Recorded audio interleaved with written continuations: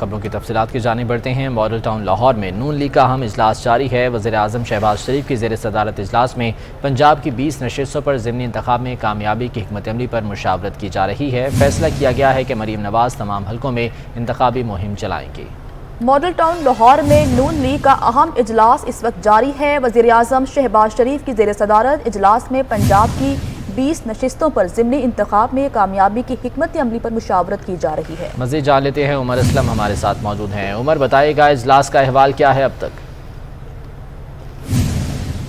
آج مسلسل دوسرا دن ہے کہ پاکستان مسلم لیگ نون کے بڑوں کی ایک بڑی بیٹھک جو ہے ماڈل ٹاؤن مسلم لیگ نون سیکریٹریٹ میں جاری ہے۔ پارٹی سیکریٹریٹ ہے یہ، اور نائب صدر مسلم لیگ نون مریم نواز، وزیر اعلیٰ پنجاب حمزہ شہباز شریف، وفاقی وزراء خواجہ سعد رفیق، رانا ثناء اللہ، وزیر مملکت برائے داخلہ عبدالرحمان کانجو سمیت جو دیگر مسلم لیگ نون کے اہم رہنما ہیں وہ شریک ہیں۔ MP جگنو محسن بھی اس اجلاس میں شریک ہیں۔ کس طریقے سے پاکستان مسلم لیگ نون کے نشان پر الیکشن لڑنے والوں کو کامیابی دلوانی ہے، اس حوالے سے حکمت عملی پر مشاورت کی جا رہی ہے۔ نائب صدر مسلم لیگ نون مریم نواز کو ذرائع کے مطابق ٹاسک دیا جا چکا ہے کہ ضمنی انتخابات والے حلقوں میں ریلیاں، جلسے، کارکنان سے ملاقات کریں گی۔ مریم نواز کو جہاں انتخابی مہم چلانے کا ٹاسک دیا گیا ہے، وہیں پر مریم نواز جو ہے وہ سابق حکمران، سابق وزیر اعظم عمران خان پر تنقید بھی کریں گی، جبکہ سابق حکمرانوں کی ناکام پالیسیوں کی باعث آج جو ملک کو چیلنجز درپیش ہیں اس پر کو بھی جو ہے وہ اپنے تقاریر کا ایجنڈا موضوع بنائیں گی۔ اس وقت بھی اگر بات کریں تو تقریباً 1.5 گھنٹے سے زائد ہو چکا ہے۔ نائب صدر مسلم لیگ نون مریم نواز، خواجہ سعد رفیق، حمزہ شہباز، رانا ثناء اللہ سمیت دیگر جو ہے وہ اس پر مشاورت کر رہے ہیں۔ MP جگنو محسن بھی جو ہے وہ اجلاس میں موجود ہیں۔ اسی طریقے سے جو کینڈیڈیٹس ہیں وہ بھی فیصل حیات جس طریقے سے جنگ سے کینڈیڈیٹ ہیں وہ بھی جو ہے وہ شریک ہیں۔ اس وقت اگر بات کی جائے تو ابھی پاکستان مسلم لیگ نون کے رہنماؤں کا کہنا ہے کہ ہماری یہ کوشش ہے کہ تمام امیدوار ہی اس الیکشن میں جو ہے وہ کامیاب ہوں۔ بہت شکریہ عمر اسلم اپڈیٹ کرنے کے لیے۔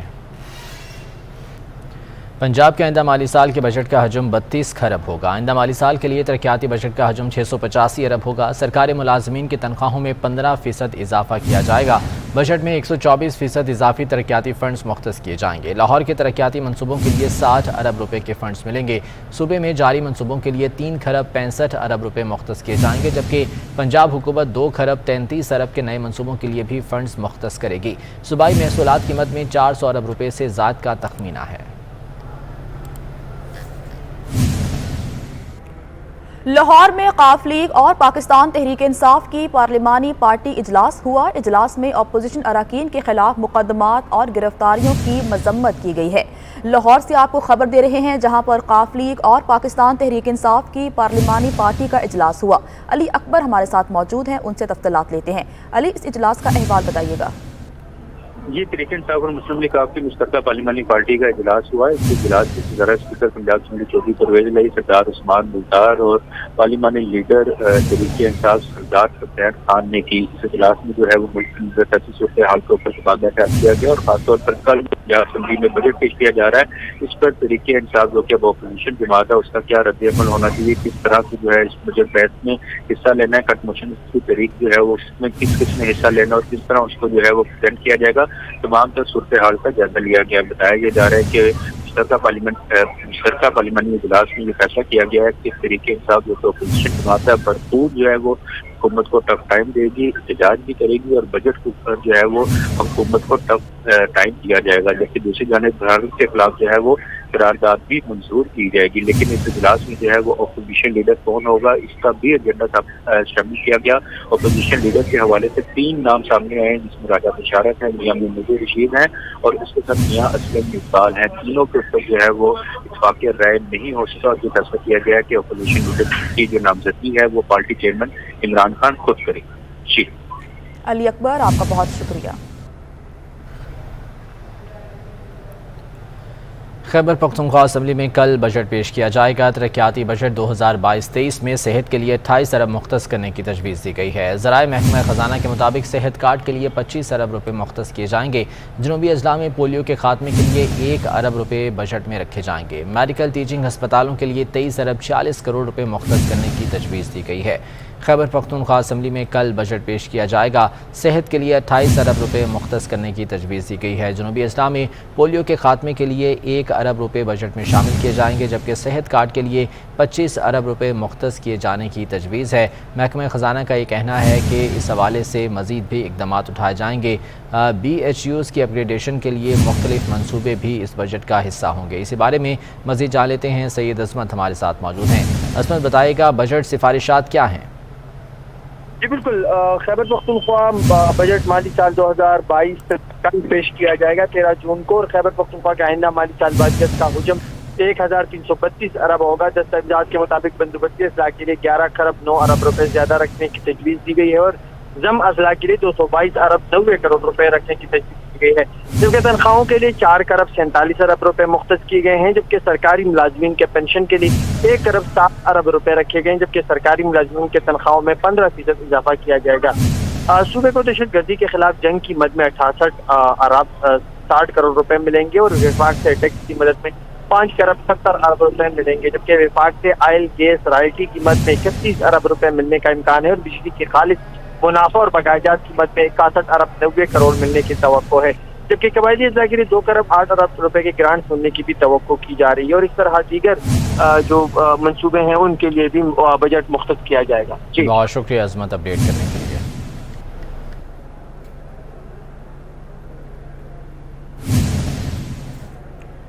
बल्दियाती निज़ाम के हवाले से बड़ी खबर शामिल करते हुए आपको बताते चलें कि पंजाब हुकूमत ने लोकल गवर्नमेंट एक्ट 2019 बहाल कर दिया है। कमिश्नर लाहौर को म्यूनसिपल कॉरपोरेशन लाहौर का एडमिनिस्ट्रेटर मुकर्रर कर दिया गया है। पंजाब के तमाम अजला में मकामी हुकूमतों के एडमिनिस्ट्रेटर्स भी मुकर्रर कर दिए गए हैं। म्यूनसिपल कॉरपोरेशन गुजरात और सियालकोट के एडमिनिस्ट्रेटिव जिम्मेदार मुतालिका एडिशनल कमिश्नर रेवेन्यू होंगे। म्यूनसिपल कॉरपोरेशन मरी के एडमिनिस्ट्रेटर एडिशनल डिप्टी कमिश्नर मरी होंगे, जबकि तमाम यूनियन काउंसिल्स के administrators assistant director local government होंगे। लोकल गवर्नमेंट ऑर्डिनेंस 2021 8 जून को ख़त्म हो गया था। लोकल गवर्नमेंट एक्ट 2019 बहाल होने से मकामी हुकूमतों का इंतज़ाम 2013 के मुताबिक चलेगा।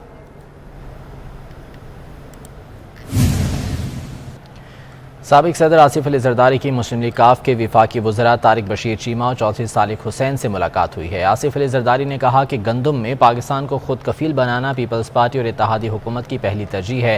अगर मेरे मुल्क का काश्तकार खुशहाल होगा तो मुल्क खुशहाल होगा।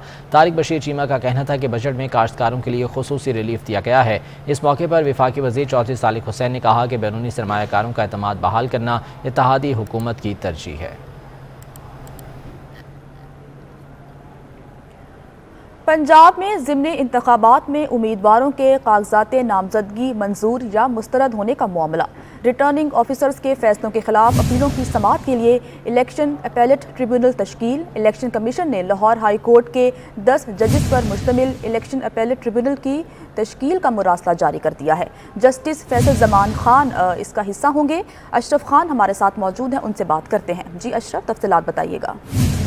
बिल्कुल, इलेक्शन कमीशन की जानब से रिटर्निंग अफसरों के फैसलों के खिलाफ अपीलों की समाअत के लिए लाहौर हाई कोर्ट के जजेस पर मुश्तमिल इलेक्शन अपीलेट ट्रिब्यूनल तश्कील दे दिए गए हैं, और ये पंजाब के ज़िमनी इलेक्शंस हैं जिनके लिए 10 लाहौर हाई कोर्ट के जजेस हैं जिनको बतौर इलेक्शन अपीलेट ट्रिब्यूनल तश्कील दिया गया है। लाहौर की अगर हम बात करें तो लाहौर के ज़िमनी इंतखाबात में रिटर्निंग अफसर के फैसलों के खिलाफ अपीलों की समाअत के लिए लाहौर हाई कोर्ट के जस्टिस फैसल जमान खान और जस्टिस इरशाद करीम पर मुश्तमिल इलेक्शन अपीलेट ट्रिब्यूनल तश्कील दिए गए हैं। जस्टिस फैसल जमान खान जो है वो PP 158 लाहौर 15 और PP 167 लाहौर के लिए इलेक्शन अपीलेट ट्रिब्यूनल के लिए तश्कील उनका दिया गया है। इसे जस्टिस इरशाद करीम जो है वो लाहौर के PP 161 और 170 के लिए इलेक्शन अपीलेट ट्रिब्यूनल के लिए उनकी नामजदगी हुई है। इस तरह जस्टिस आसम हफीज जो हैं वो रावलपिंडी के लिए, जस्टिस शहराम सरवर चौधरी जो हैं उनको खुशाब, बकर और फैसलाबाद के जो उम्मीदवार हैं जिनकी अपीलें ज़ेर समाअत होंगी और रिटर्निंग अफसर फैसलों के खिलाफ वो समाअत करेंगे। और इसी तरह जस्टिस साल हसन सैयद हैं वो भी साहिवाल के लिए होंगे, मुल्तान के लिए होंगे। इस तरह जस्टिस आबिद हुसैन चट्ठा और जस्टिस अनवार अल हक पन्नू, जस्टिस मोहम्मद रजा कुरैशी और जस्टिस चौधरी अब्दुल अजीज पर मुश्तमिल इलेक्शन अपीलेट ट्रिब्यूनल तश्कील दिए गए हैं। اور یہ تمام الیکشن اپیلیٹ ٹریبیونل جو ہے وہ ریٹرننگ افسروں کے فیصلوں کے خلاف کل سے اپیلوں کی وصولی شروع ہو جائے گی، جس کے بعد یہ سماعت کریں گے اور فیصلے کریں گے۔ جی اشرف خان، آپ کا بہت شکریہ۔ آپ کو خبر دے رہے ہیں اور خبر کچھ یہ ہے کہ پنجاب میں ضمنی انتخابات میں امیدواروں کے کاغذات نامزدگی منظور یا مسترد ہونے کا معاملہ ہے۔ ریٹرننگ آفیسرز کے فیصلوں کے خلاف اپیلوں کی سماعت کے لیے الیکشن اپیلیٹ ٹریبیونل تشکیل دے دیا گیا ہے۔ تینوں مسلح افواج کے اعلیٰ سطح وفد نے دورہ چین کے دوران چینی عسکری قیادت اور اداروں کے اعلیٰ حکام سے ملاقاتیں کی ہیں۔ آرمی چیف کی قیادت میں وفد نے چینی عسکری قیادت کے ساتھ اپیکس میٹنگ میں بھی شرکت کی۔ ISPR کے مطابق دونوں ممالک کی عسکری قیادت کے مابین ہونے والی اپیکس میٹنگ میں بین الاقوامی اور علاقائی سلامتی کی صورتحال پر تبادلہ خیال کیا گیا۔ دونوں ممالک کی افواج نے مشکل وقت میں اپنے تصویراتی شراکت داری کا اعادہ بھی کیا۔ فوجی قیادت نے دونوں ممالک کے مابین تربیت، ٹیکنالوجی اور انسداد دہشت گردی کے حوالے سے تعاون کو بڑھانے کے عزم کا اظہار کیا۔ پاکستان اور چین کے مابین ملٹری ڈپلومیسی اور ملٹری ٹو ملٹری تعاون ہمیشہ بلندیوں کو چھوتا رہا ہے۔ Army chief general Qamar Javed Bajwa واحد فوجی رہنما ہیں جنہوں نے چینی صدر کی دعوت پر چین کا ایک روزہ دورہ کیا ہے۔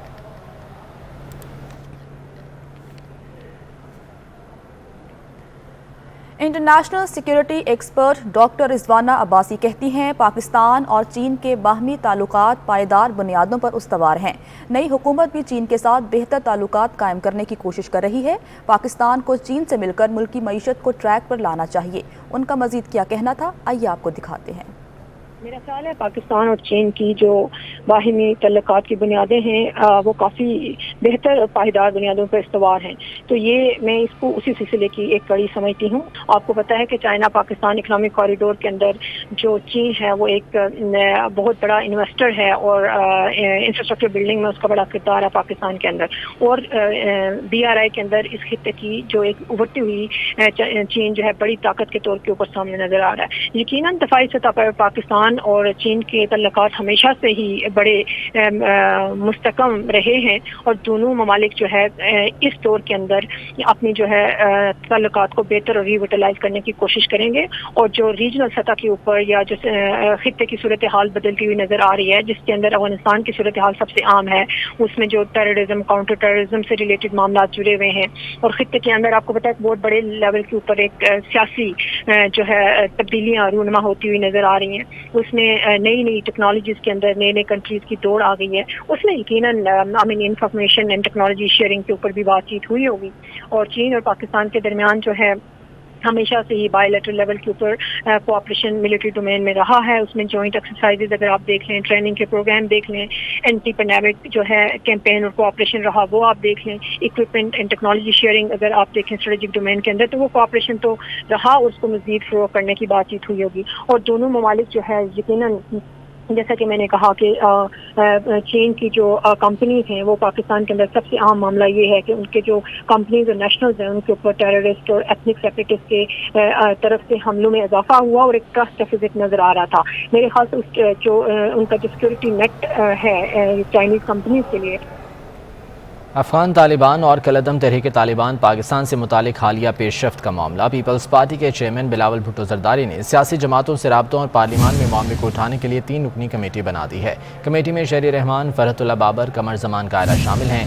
گزشتہ روز زرداری ہاؤس میں ہونے والے اجلاس میں افغان طالبان اور کالعدم تحریک طالبان پاکستان سے متعلق حالیہ پیش رفت کے معاملے پر تبادلہ خیال ہوا۔ اعلیٰ سطح کے اجلاس میں پارلیمان کو وہ پہلا اور واحد فورم قرار دینے کے عزم کا اعادہ کیا گیا جہاں ایسے موضوعات پر بحث کی جا سکتی ہے۔ موسم کی بات کرتے ہیں کہ ملک بھر میں پری مانسون بارشوں کا آغاز ہو گیا ہے۔ سوات کے بالائی علاقوں میں موسلادھار بارش شروع ہوئی۔ جنوبی پنجاب میں تونسا شریف اور گرد و نواح میں ہلکی بارش سے موسم خوشگوار ہو گیا۔ بادل برسنے سے گرمی کا زور ٹوٹ گیا۔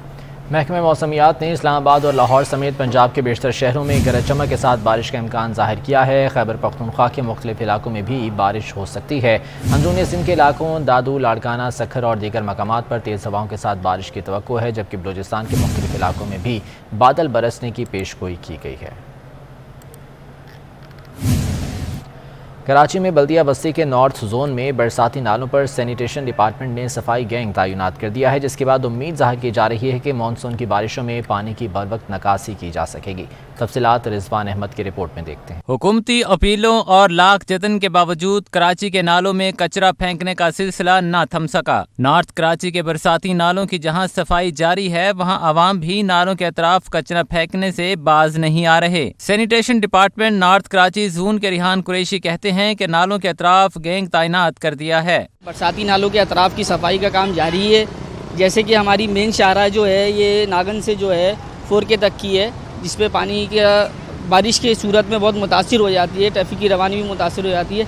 इस हवाले से हिकमत अमली तय की गई है कि उसके नालों की तरफ की सफाई मुमकिन तरीके से उसको कर सकें हम। नालों पर तैनात अमला कहता है कि मुसलसल सफाई करनी पड़ रही है। आवाम नालों के अतराफ कचरा फेंकने से इज्तनाब बरतें। तकरीबन 1 हफ्ता हो गया हमें रेन इमरजेंसी हमारी तरफ से लग चुकी है और गैंग बन चुका है, और ख़ास तौर पे नालों के किनारे पे जितना भी कचरा है ना उनको फोकस किया जा रहा है, और ख़ास तौर पे जो मट्टी जमा हो जाती है बरसाती नालियों के किनारे पे, जिसकी वजह से ब्लॉकेज आ जाती है, तो उस ब्लॉकेज को खोलने के लिए भी हम रोज़ाना की बुनियाद पे अपनी वर्किंग कर रहे हैं। बारिशों में 4K चौरंगी तनागन चौरंगी शारे उस्मान सरजानी टाउन से आने वाले बरसाती रेले के बाइस पानी में डूब जाती है। नाले की सफाई का अमल जारी रहा तो निकासी आब का निज़ाम दौरान बारिश बेहतर बनाया जा सकता है। गुजरांवाला में पटवारी की तैनाती पर नून लीग के 2 MPA आमने सामने आ गए। मामला डिप्टी कमिश्नर और वज़ीर आला तक पहुँच गया।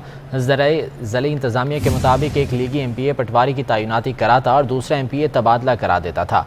ख्याली शाहपुर सर्कल में एक ही पटवारी 1 माह में 3 बार लगाया और हटाया गया। MPA नवाज चौहान का कहना है कि ख्याली शाहपुर उसका हल्का है। MPA इमरान खालिद भट्ट मुदाखलत कर रहा है, जबकि इमरान खालिद भट्ट का कहना है कि वो किसी के हल्के में मुदाखलत नहीं कर रहे। पटवारी का मामला वज़ीर आला ऑफिस के नोटिस में है। फैसलाबाद में गुज़िश्ता रोज़ हुई बारिश ने फेस्को का तरसीली निज़ाम हिला कर रख दिया। शहर के 20 से ज़्यादा फीडर्स बंद होने के बाद शहर के बेशतर इलाकों में 17 घंटे से बिजली की फराहमी मुअत्तल है।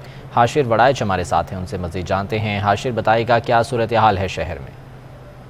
जी बिल्कुल, फैसलाबाद के अंदर भी लोड शेडिंग का सिलसिला जारी है। फैसलाबाद में अगर मामूल के दिनों की बात की जाए तो फैसलाबाद के अंदर जो बिजली का शार्टफॉल है वो तकरीबन 500 से 550 मेगावाट है, लेकिन गुज़िश्ता शब जो बारिश हुई है उसके बाद फैसलाबाद के जो बेशतर इलाके हैं जिनमें गुलिस्तान कॉलोनी, जौहर कॉलोनी, इसके साथ साथ शेहुपुरा रोड, जंग रोड, मक्कुआना, इन इलाकों में ताहाल जो बिजली है वो 16 से 18 घंटे गुजर चुके हैं, बिजली अभी तक नहीं आई, जिसके बाद जो शहरी और खुसूसन जो स्टूडेंट्स हैं जिनके पेपर हो रहे हैं वो काफ़ी ज़्यादा मुश्किलात का शिकार हैं। कुछ स्टूडेंट्स हमारे साथ मौजूद हैं, उनसे बात करते हैं कि वो इस हवाले से क्या कहते हैं। भाई बहुत ज़्यादा परेशानियाँ हैं, हमारे मेडिकल के पेपर हो रहे हैं तो रात को बिजली नहीं थी और अंधेरे में हमने बड़ी मुश्किल से हमने स्टडी की है, और आज इम्तिहानी सेंटर में भी बिजली नहीं थी और पसीने से हमारा बहुत ज़्यादा हाल बुरा था, और कल भी हमारा प्रैक्टिकल है उसकी भी हमने तैयारी करनी है। तो हमारे जो हॉस्टल्स हैं वो बहुत ज़्यादा उनमें हवादार नहीं है, तो वहाँ भी बिजली का इंतज़ाम नहीं है। तो अब भई हम छाँव ढूंढ रहे हैं, ये हमारे हाथ में बुक्स हैं और हम तैयारी के लिए भागे फिर रहे हैं, बिजली तो है नहीं है। तो हम गवर्नमेंट से गुजारिश करते हैं, खुदारा नौकरियां तो दे नहीं रहे तो कम से कम हमें चैन से डिग्रियां तो लेने दें। ये आप क्या कहेंगे इस वाले से, जिस तरह उनको तो पढ़ने में मसाइल आ रहे हैं? जी हमारे भी पेपर हो रहे हैं, इसलिए हमें हुकूमत से गुजारिश है कि बिजली का जो निज़ाम है उसको ठीक करें। और तकरीबन हमारे पास रात से लेकर अब तक तकरीबन बिजली नहीं आई और लोग डिप्रेशन का शिकार हो रहे हैं, पढ़ने में बहुत ज़्यादा दिक्कत पेश आ रही है। जी बिल्कुल, जिस तरह आपने शहरियों की बात सुनी, शहरियों का यही कहना है कि दूसरा सबसे अब तक जो है वो बिजली नहीं आ सकी, जिसके बाद खुसूसन वो तालिब इल्म जिनके अभी पेपर हो रहे हैं उनका यही कहना है कि वो शदीद अजियत का शिकार है, और हुकूमत जो है उसको यही चाहिए कि जल्द से जल्द एक्शन ले। और क्योंकि आजकल का जो सीज़न है उसमें तालिब इल्मों के पेपर हो रहे हैं, तो इस दौरान कम से कम रात के औकात में जो लाइट की बहुत शुक्रिया आपका। खबरों के सिलसिले को आगे बढ़ाते हुए अब आपको बताते हैं कि आमिर लियाकत हुसैन मुल्क छोड़कर कहां जाना चाहते थे।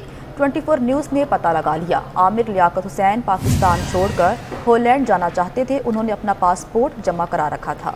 आमिर लियाकत हुसैन हॉलैंड जाने के ख्वाहिशमंद थे और इसके लिए उन्होंने अपना पासपोर्ट भी जमा करवाया हुआ था। वाज़ेह रहे कि इंतकाल से पहले उनकी जानिब से ट्वीट किया गया और उनका वीडियो बयान भी सामने आया था जिसमें उनका ये कहना था कि वो पाकिस्तान छोड़कर जा रहे हैं। और अब ये तफसीलात सामने आई हैं कि आमिर लियाकत हुसैन ने अपना पासपोर्ट जमा करा रखा था और वो हॉलैंड जाना चाहते थे। उनके इंतकाल से एक रोज़ पहले उन्होंने अपने वीडियो बयान में भी इस ख्वाहिश का इजहार किया था। आमिर लियाकत हुसैन हॉलैंड जाकर क्या करना चाहते थे? आमिर लियाकत हुसैन के दोस्त असलम रहमान की 24 न्यूज़ से गुफ्तगू। कहा हॉलैंड जाने का मकसद दीनी तालीम फैलाना था। उन्होंने मज़ीद क्या कहा आपको दिखाते हैं। मैं देखा कि वो अल्लाह की रज़ा हो चुके हैं, तो सबसे पहले तो मैं आमिर लियाकत साहब के लिए दुआ करूँगा। हमारी काफ़ी दिनों से बात चीत व्हाट्सएप पे भी, फ़ोन पे भी, मैसेंजर वगैरह पे भी बात रहती थी। पिछले 10-15 दिनों से आमिर लियाकत साहब काफ़ी परेशान थे। 7 बजे भी मेरी उनसे बात हुई है पाकिस्तानी टाइम के मुताबिक। हम हॉलैंड में तकरीबन 3 घंटे का डिफरेंस है। तो मैं हाईवे पे था, बेल्जियम जा रहा था, तो रास्ते में उनसे बात हो रही थी मेरी। तो उन्होंने लास्ट मुझे फिर मैसेज भी किया कि और बात भी की कि मेरी जान को भी यहाँ पे काफ़ी ख़तरा है, और थोड़े से परेशान भी थे और चाह रहे थे कि मैं जितनी जल्दी हो सकूँ आप मुझे जो है वो आपके पास आ जाऊँ मैं यहाँ पे ना। तो मैंने कहा ठीक है। वो उनका कहना ये था कि मुझे रहमान भाई आप जितनी जल्दी हो सकें, मेरे पास में तो 38-39 कंट्रीज़ के जो हैं ऑलरेडी वीज़े हैं मेरे पास में, एंट्री फ्री है मेरी। और उन्होंने 2 पासपोर्ट भी मुझे भेजे थे अपने, एक एक्सपायर हो गया और एक वैलिड है अभी, और कुछ दुबई वगैरह के आईडी कार्ड वगैरह बाकी जो थे वो भी उन्होंने भेजे थे। और मैंने उनको कहा था ठीक है कल जुमेरात है और मैं यहाँ पे हमारा चूँकि एक सिस्टम है हॉलैंड का, तो उनको मैंने कहा था, एडवाइस की थी कि ठीक है फिर आप आ जाएं। कहने लगे मैं आ जाता हूँ। तो मैंने कहा ठीक है आप आ जाएं, तो फिर अपना स्टे कर लेते हैं आपका जो भी यहाँ पे प्रॉपर्ली चीज़ होगा ना। तो बहरहाल सुबह में उठा तो ये चीज़ मैंने सुनी कि वो इस दुनिया फ़ानी में नहीं रहे। दीगर खबरें शामिल करते हुए अब आपको बताते हैं कि कराची की सुपर हाईवे पर लगने वाली मवेशी मंडी में खूबसूरत और भारी भरकम जानवर लाए जा रहे हैं। मंडी में गहनी नस्ल की बछिया भी लाई गई है जो खुद तो छोटी सी है मगर उसके नखरे बड़े हैं। इस बछिया से मिलवा रहे हैं वसीम इफ्तिखार अपनी इस रिपोर्ट में।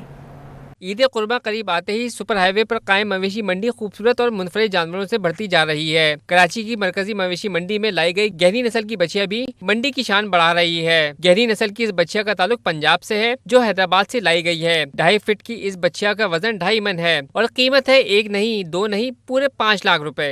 2.5 मन है वजन है, ये 2.5 फुट की बछिया है। अच्छी बछिया है, खाना पीना ये खाती है माशाल्लाह, दूध भी पीती है, मक्खन भी खाती है, ये तेल दही भी देते हैं और दाना पड़ा हुआ है वो भी देते हैं इसको, माशाल्लाह से खाती रहती है। घर की पली हुई है हमारे। इसके मांग रहे 5 लाख रुपए। अपनी मस्ती में मगन ये बछिया मंडी आने वालों की खूब तवज्जो हासिल कर रही है जो कि कद काट और खूबसूरती के एतबार से अपनी मिसाल आप है।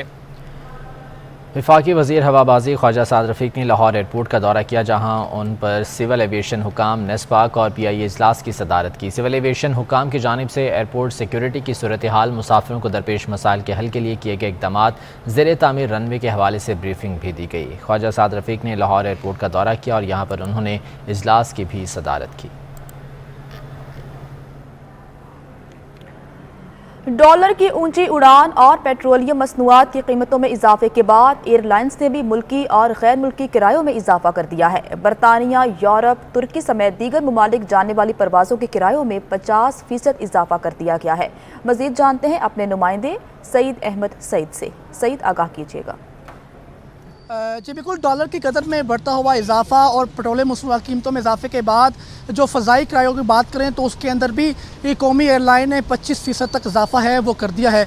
लाहौर से कराची, कराची से इस्लामाबाद समेत लाहौर से बैरून मुल्क जिनमें टोरंटो, दमाम, शारजा और सऊदी अरब शामिल है, उनके किराएनामों में 25% इजाफा है वो देखने में नज़र आ रहा है। अगर बात करें यहाँ से किराएनामे के हवाले से तो लाहौर से कराची एक तरफा किराया है वो 28 से 30 हज़ार रुपये जो चार्ज है वो किया जा रहा है। अगर बात कर लें लाहौर से शारजा की तो लाहौर से शारजा 2 तरफा किराया जो है वो 1,13,000 रुपये इकोनॉमी क्लास किराया, जबकि एग्जेक्टिव इकोनॉमी क्लास किराया जो है वो 1,35,000 रुपये चार्ज है वो किया जा रहा है।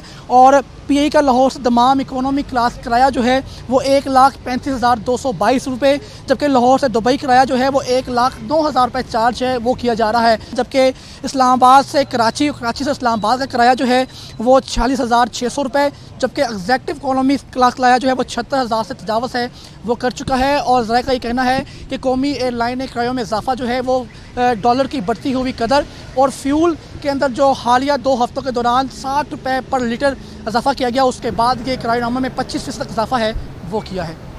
सईद अहमद सईद, आपका बहुत शुक्रिया। इस्लामाबाद में तेज़ आंधी और गर्द आलूद हवाएं चल रही हैं जिससे गर्मी का जोर टूट गया है। شدید گرمی کے بعد اسلام آباد میں تیز آندھی اور گرد آلود ہوائیں چلنا شروع ہو گئی ہیں۔ گرمی کا زور ٹوٹ گیا ہے۔ مزید جان لیتے ہیں، روزینہ علی ہمارے ساتھ موجود ہیں۔ روزینہ بتائے گا کیسا موسم ہے اس وقت اسلام آباد کا؟ جی، اسلام آباد کا موسم تو اس وقت بہت زیادہ اچھا ہو چکا ہے۔ دن بھر شدید گرمی رہی، درجہ حرارت بھی 41 ڈگری سینٹی گریڈ تھا، تو بہت گرمی تھی اسلام آباد میں۔ لیکن اس وقت جو ہے اسلام آباد میں آندھی ہے، تیز گرد آلود ہوائیں چل رہی ہیں اور تیز ہواؤں کے باعث گرمی کا زور مکمل ٹوٹ چکا ہے اور اس وقت جو ہے موسم بہت اچھا ہو چکا ہے اسلام آباد کا۔ محکمہ موسمیات نے پیش گوئی کی تھی کہ اسلام آباد میں آج شام کا بتایا گیا تھا کہ تیز گرد آلود ہوائیں چلنے کے ساتھ بارش کی توقع بھی کی جا رہی ہے اور امید ہے کہ بارش بھی تھوڑی دیر میں ہو جائے گی تو موسم اسلام آباد کا مزید سہانا ہو جائے گا۔ بہت شکریہ روزینہ اپڈیٹ کرنے کے لیے۔ نیوز اسٹوڈیو سے اتنا ہی۔ اپڈیٹس کے لیے وزٹ کیجئے ہماری ویب سائٹ 24newsht.tv۔